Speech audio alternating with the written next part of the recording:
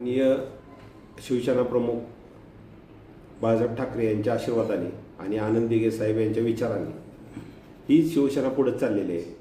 शिवसेनेचे मुख्य नेते एकनाथभाई शिंदे यांच्या आदेशाप्रमाणे माननीय पालकमंत्री शंभूराज देसाई आणि संपर्क प्रमुख शरद कनशे यांच्या सूचनेप्रमाणे मी सातारा जिल्ह्याचा दौरा उद्यापासून चालू करत आहे।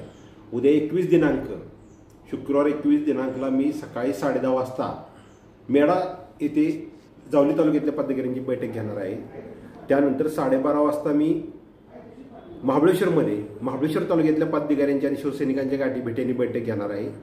त्याच्यानंतर 2:30 वाजता मी वाई विधानसभेच्या वाईमधल्या पदाधिकाऱ्यांची तालुक्याच्या वाईमध्ये बैठक घेणार आहे, त्यांच्याशी हितगुज करणार, त्यांच्या अडचणी जाणून घेणार आहे।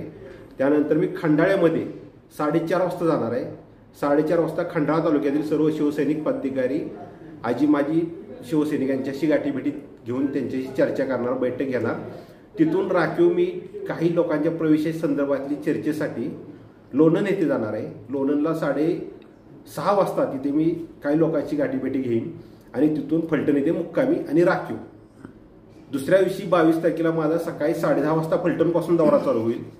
फलटण तालुक्यातील सर्व पदाधिकारी शिवसैनिक आणि जे शिवसेनेमध्ये येण्यास इच्छुक आहेत अशा लोकांच्या गाठीभेटी घेऊन त्यांच्याशी विचार विनिमय करणार आहे। त्यानंतर मी 12:30 वाजता दहिवडी येथे जाणार आहे। दहिवडी भागातील जे प्रवेश आहेत त्यांच्याशी चर्चा करणार आहे, काही प्रवेश पण तिथं करणार आहे। त्यानंतर मी 2:30 वाजता जाणार आहे मसवडमध्ये। मसवड शहराच्या नगरपालिकेच्या अनुषंगाने तेथील नगरपालिकेच्या हद्दीतील शिवसैनिक पदाधिकारी यांच्याशी बैठक आणि चर्चा करणार आहे। त्यानंतर मी वडूजमध्ये येणार आहे संध्याकाळी 6 वाजता। वडूजमध्ये संध्याकाळी 6 वाजता मी वडूज नगरपंचायतीच्या संदर्भातली तेथील पदाधिकारी आणि शिवसैनिकांची मतं जाणून घेणार आहे, तिथं बैठक करणार आहे। आणि संध्याकाळी 7 वाजता मी औंध येथे मुक्कामी थांबणार आहे, तिथून राखीव वेळ असेल। 23 तारखेला सकाळी 10:30 वाजता औंध भागातील पंचायत समिती जिल्हा परिषदेच्या अनुषंगाने आणि काही प्रवेश आहेत त्या अनुषंगाने मी त्या भागातल्या लोकांची चर्चा करून मीटिंग घेणार आहे। त्याच्यानंतर मी दुपारी 12:30 वाजता मसूर येथे जाणार आहे। मसूरमध्ये उद्धव ठाकरे गटातील काही पदाधिकाऱ्यांशी माझी चर्चा चालू आहे, त्यांच्याशी पूर्ण चर्चा झालेली नाही, ती पूर्ण चर्चा करण्यासाठी मी त्या ठिकाणी उपस्थित त्या पदाधिकाऱ्यांची चर्चा करणार। त्यानंतर मी 2:30 वाजता जाणार आहे कराडला। कराड सर्कल्समध्ये जाऊन तिथेही कराड भागातल्या नगरपंचायत कराड आणि मलकापूर या दोन्ही नगरपंचायतीच्या संदर्भात सर्व पदाधिकाऱ्यांशी चर्चा करून त्यांची मतं जाणून घेणार आहे, त्यांच्या अडीअडचणी जाणून घेणार आहे। तिथून मी तळमाऊलीला जाणार। तळमाऊलीमध्ये तिथं त्या भागातल्या पदाधिकाऱ्यांच्या गाठीभेटी घेणार आहे आणि येताना संध्याकाळी पाटणमध्ये जाऊन ह्या संपूर्ण दौऱ्याचा वृत्तांत पालकमंत्री आमचे शंभूराज देसाई त्यांना भेटून देणार आहे। त्याचबरोबर त्यात पाटणमधल्या काही लोकांचं मी मतं जाणून घेणार आहे।